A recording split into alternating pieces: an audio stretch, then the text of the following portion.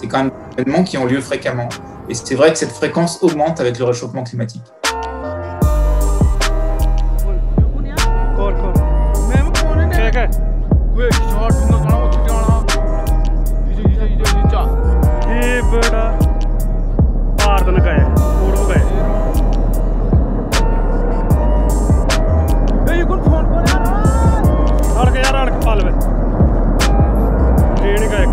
Au départ, ce n'est pas simplement une déstabilisation d'un glacier, il semble quand même que ce soit plutôt un glissement de terrain d'un des flancs de la montagne sur lequel il y avait un glacier. Pour l'instant, on ne peut pas dire si c'est attribué au changement climatique, et plutôt c'est des événements qui ont lieu régulièrement dans n'importe quelle chaîne de montagne, et surtout dans celle-ci qui est très jeune, avec des reliefs qui sont très importants.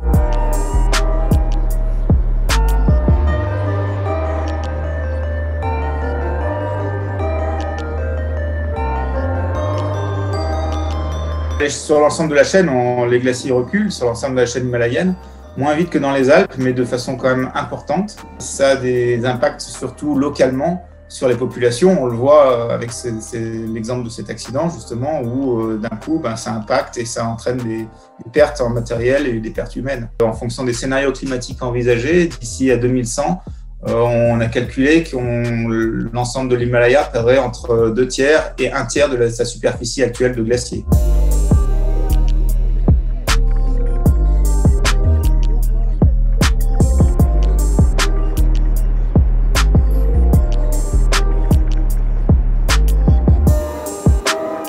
Bon, c'est quelque part une petite goutte d'eau dans l'océan. C'est pas parce qu'il y a un petit glacier qui représente quelques hectares qui se retrouve tout en bas de la vallée parce qu'il a glissé avec la pente que ça va changer quelque chose au niveau de l'ensemble des glaciers qui représentent quasiment un cinquième de la surface de la France.